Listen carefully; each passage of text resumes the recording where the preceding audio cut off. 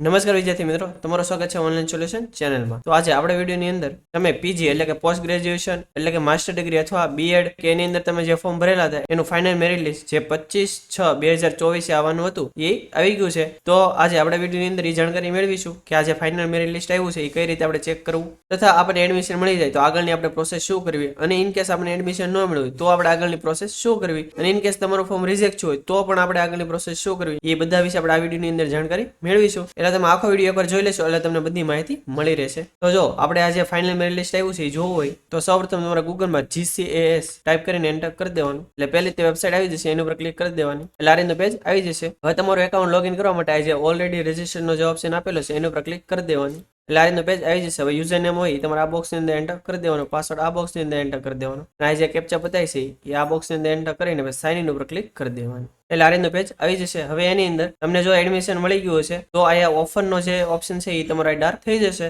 In case કોઈ વિદ્યાર્થીને એક પણ કોલેજની અંદર એડમિશન નહીં મળ્યું હોય તો તમારો જે ઓફરનો ઓપ્શન છે એ ડાર્ક નહીં જ હોય, પરંતુ જે પણ વિદ્યાર્થીને એડમિશન મળી ગયું છે એનો ઓપ્શન ડાર્ક થઈ ગયો હશે. હવે જો આપણું જે ફાઇનલ મેરિટ લિસ્ટ આવ્યું છે જોવું હોય તો પહેલો ઓપ્શન આપેલો છે એપ્લિકન્ટ એડમિશન રિલેટેડ ડિટેલ, તો આપણે એની ઉપર ક્લિક કરી દેવાની. એટલે તમે જે પણ કોર્સ માટે ફોર્મ ભરેલું છે એનું નામ અહીં લખેલું આવી જશે. હવે એની સામે એ પ્લસનું નિશાન હશે એની ઉપર ક્લિક કરી દેવાની.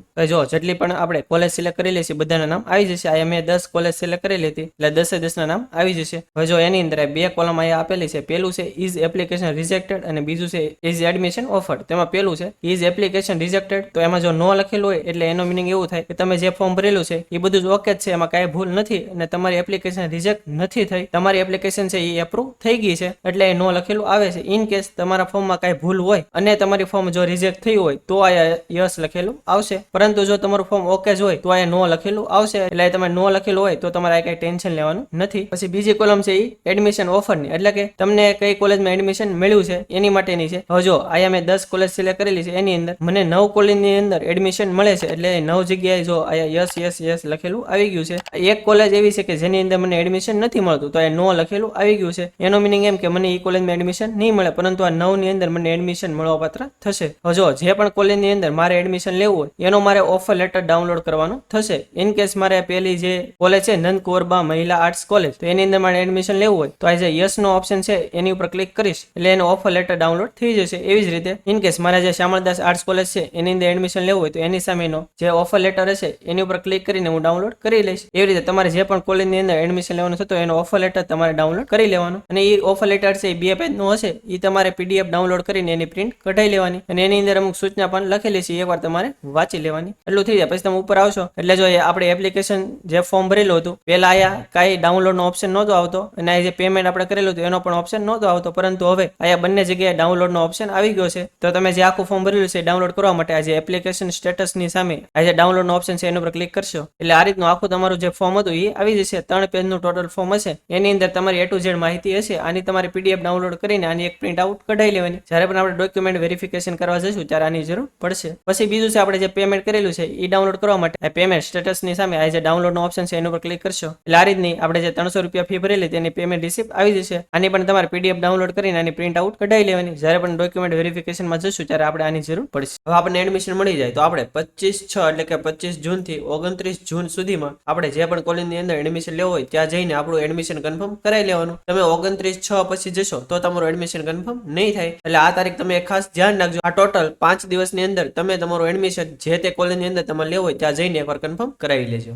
પછી આપણે જ્યારે પણ એડમિશન કન્ફર્મ કરવા જઈએ ત્યારે આપણે કયા કયા ડોક્યુમેન્ટ લઈ જવાના થશે, તો આપણે જો આ જે ઓફર લેટર ડાઉનલોડ કર્યો હોય એ, આપણે જે ફોર્મ ભરેલું હોય એ ડાઉનલોડ કર્યો હોય એ, અને આપણે જે પેમેન્ટ 300 રૂપિયા કરેલું હોય એ જે ડાઉનલોડ કર્યું હોય, 3 વસ્તુ તમારે ફરજિયાત પ્રિન્ટ કઢાવીને લઈ જવાની થશે. એ સિવાય બીજા કયા કયા ડોક્યુમેન્ટની જરૂર પડશે એના વિશે આપણે અલગથી એક ડિટેલમાં વિડીયો બનાવેલો છે. એ જો તમે જોયેલો ન હોય તો જો અત્યારે આઈ બટન ઉપર લિંક બતાતી હશે અને નીચે વિડીયોના ડિસ્ક્રિપ્શનમાં પણ લિંક આપેલી છે. એટલે એકવાર એ તમે વિડીયો જોઈ લેશો એટલે તમને ખ્યાલ આવી જશે કે બીજા કયા કયા ડોક્યુમેન્ટ લઈ જવાની જરૂર પડશે. પછી તમે જ્યારે પણ ડોક્યુમેન્ટ વેરિફિકેશન કરાવવા જાઓ ત્યારે તમે બધા ડોક્યુમેન્ટ આપશો. પછી તમારું એડમિશન કન્ફર્મ કરવા માટે તમારા જે મોબાઈલ નંબર તમે એન્ટર કરેલો છે એની અંદર એક OTP આવશે. એ OTP તમે જ્યારે કોલેજમાં આપશો અને એન્ટર કરશે પછી જ તમારું એડમિશન કન્ફર્મ થશે. જ્યાં સુધી તમે OTP નહીં આપો ત્યાં સુધી તમારું એડમિશન કન્ફર્મ નહીં થાય. એટલે તમે આ જે મોબાઈલ નંબર એન્ટર કરેલો હોય એ તમે સાથે લેતા જજો. પછી બીજું છે કે તમે જેટલી પણ કોલેજ સિલેક્ટ કરેલી છે એની અંદર તમને એક પણ કોલેજની અંદર એડમિશન નથી મળ્યું, તો હવે આગળ શું કરવું? તો જો 29/6 એટલે કે 29 જૂને પહેલો રાઉન્ડ પૂરો થશે. પછી બીજો રાઉન્ડ આવશે. તો બીજો રાઉન્ડ છે એ 6/7 એટલે કે 6 જુલાઈ એનું મેરિટ લિસ્ટ બહાર પડશે. બીજો રાઉન્ડ છે એના માટે તમારે કઈ અલગથી ફોર્મ નથી ભરવાનું કે અલગથી કઈ ચોઇસ ફિલિંગ નથી કરવાની. તમારે એક પણ વસ્તુ નથી કરવાની. ઘણા વિદ્યાર્થીઓને કોમેન્ટ આવે છે કે સર અમારે શું બીજા રાઉન્ડ માટે અલગથી ફોર્મ ભરવું પડશે કે ચોઇસ ફિલિંગ કરવું પડશે, પણ એવું આપણે કઈ કરવાનું નથી. જો તમને પહેલા રાઉન્ડમાં એડમિશન નહીં મળ્યું હોય અને તમને જો બીજા રાઉન્ડની અંદર એડમિશન મળતું હશે તો ઓટોમેટિક તમારા લોગિનમાં તમારે 6 જુલાઈએ એકવાર લોગિન કરીને જોઈ લેવાનું. જો તમને એડમિશન મળતું હશે તો એની અંદર ઓપ્શન આવી જશે. પછી એવો ક્વેશ્ચન થાય કે હજી મને બીજા રાઉન્ડમાં એડમિશન ન મળે તો શું ત્રીજો રાઉન્ડ આવશે? તો જો આ જે નોટિફિકેશન આવેલી હતી એની અંદર ફક્ત 2 રાઉન્ડની તે ડિટેલ આપેલી હતી. ત્રીજા રાઉન્ડની આની અંદર કઈ ડિટેલ આપેલી નથી. ઇન કેસ જો ત્રીજો રાઉન્ડ આવશે તેની નોટિફિકેશન GCS સાઇટ ઉપર આવી જશે અને આપણે ટેલિગ્રામ ને WhatsApp ચેનલમાં પણ હું જણાવી દઈશ અને આપણે YouTube ચેનલમાં પણ એવું લાગે તો આપણે વિડીયો અપલોડ કરી દઈશું. એટલે તમે જો આપણી ચેનલમાં ન હો તો આપણી ચેનલને સબસ્ક્રાઇબ કરવાનું ભૂલતા નહીં અને આપણે ટેલિગ્રામ ને WhatsApp ચેનલમાં તમે જોડાયેલા ન હો તો એમાં પણ તમે જોડાવાનું ભૂલતા નહીં. વિડીયોના ડિસ્ક્રિપ્શનમાં બધાની લિંક આપેલી છે. પછી ઘણા વિદ્યાર્થીઓને જો ફોર્મ ભરવામાં કઈ ભૂલ રહી ગઈ છે તો એને ઇઝ એપ્લિકેશન રિજેક્ટેડમાં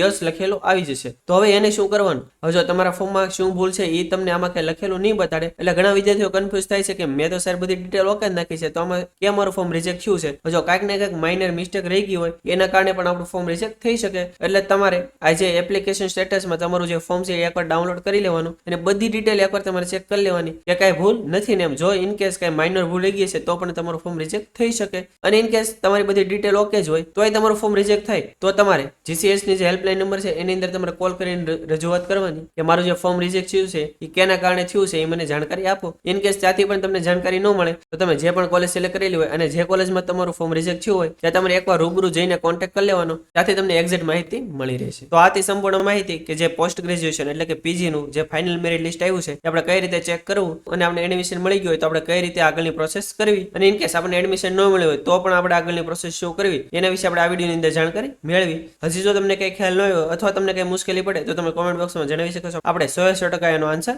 આપીશું. અને આ વિડીયો જો તમને સારો લાગ્યો તો વિડીયોને લાઈક કરી દેજો અને મેક્સિમમ લોકો સુધી શેર કરજો જેથી બધા લોકોને આની વિશે માહિતી મળી રહે. અને જો તમે આપણી ચેનલમાં ન હો આપણી ચેનલ હજી સુધી સબસ્ક્રાઇબ ન કરી હોય તો ચેનલને સબસ્ક્રાઇબ કરવાનું ભૂલતા નહીં જેથી આવી જ માહિતી તમને સમયસર મળી રહે. અને આપણે ટેલિગ્રામ ને WhatsAppમાં પણ ચેનલ છે એની અંદર જો તમે જોડેલા ન હો તો નીચે ડિસ્ક્રિપ્શનમાં લિંક આપેલી છે એના પર ક્લિક કરીને તમે એમાં જોડાઈ શકો છો જેથી આવી જ માહિતી તમને સમયસર મળી રહે. તો આજ માટે બસ એટલું જ. મળશું આપણે નેક્સ્ટ વિડીયોમાં. ત્યાં સુધી બધાને જય હિન્દ.